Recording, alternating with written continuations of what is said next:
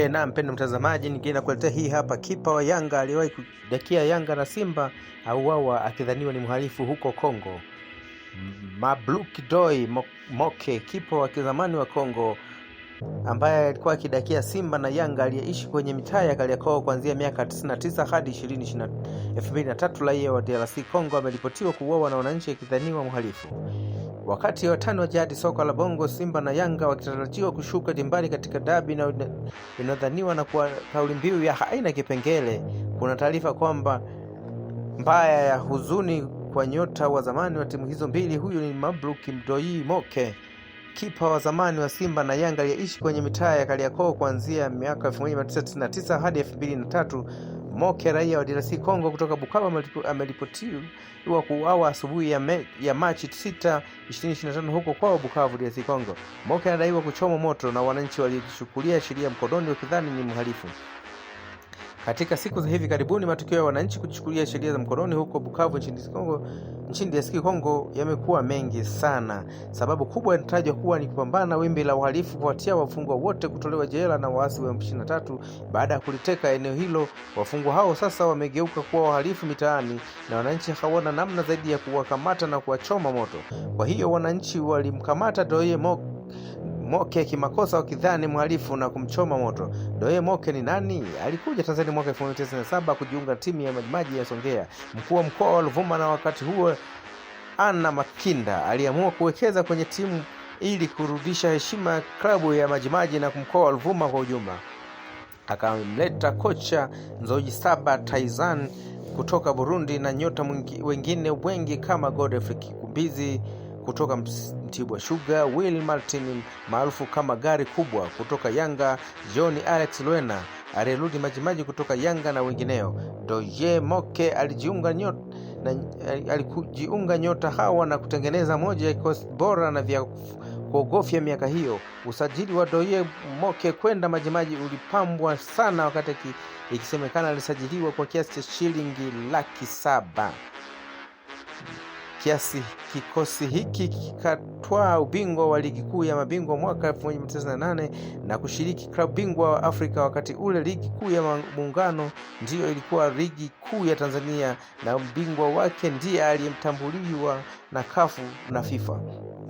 Bingwa wa bara alitambuliwa na Sekafa tu. Alishia kushiriki klabu bingwa Afrika Mashariki na Kati, sasa kombe la Kagame. Mwaka 1999 Doi Moke na wenzake wawili Steven Mapunda maarufu kama Garincha na Amri Said maarufu kama Stam wakatimkia Simba.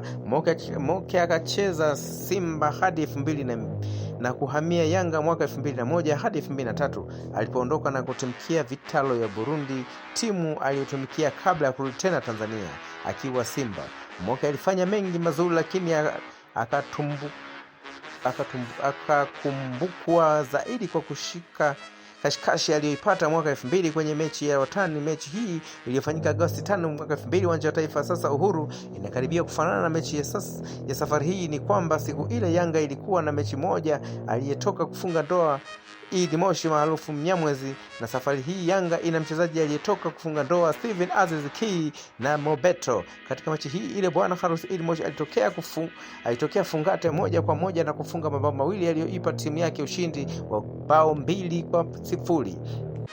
Doi Moke alikuwa kwenye lango la Simba, alilaumiwa kwa kuhujumu timu. Yeye mwenyewe alinukuliwa akisema wakati ule kwamba sababu kuu ni kudai pesa zake, hivyo akaangushiwa jumba bovu. Ushindi huu wa Yanga ulikuwa wa mwisho dhidi ya Simba hadi Oktoba 26, 2008 kwenye mechi ya kwanza kabisa uwanja mpya wa Taifa sasa Mkapa. Bao la Mkenya Beni Mwalala likafuta uteja wa Yanga wa miaka 7 mbele ya Simba.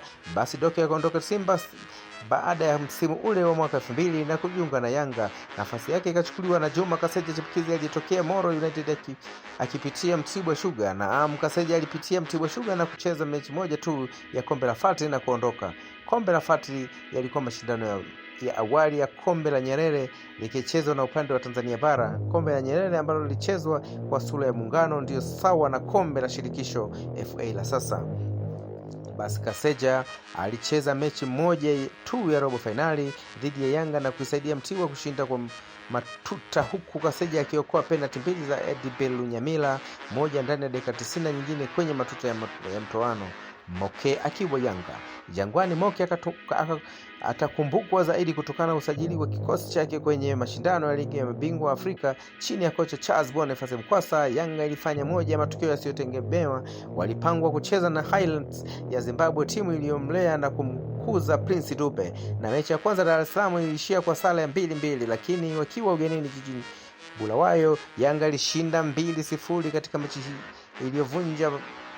iliyovunjika baada ya mashabiki wa Highlands kuingia uwanjani kufanya fujo kisa penalti walioipa Yanga. Yanga wakavuka hatua hiyo na kukutana na Mamelodi Sundowns ya Afrika Kusini, wakapoteza 2-3 ugenini na kukosa sare ya 3-3 nyumbani. Mechi ilifanyika kwa Mwanza. Doye Moke alikuwa golini mechi zote hizi, kwa hiyo ikiwa dabi hii ina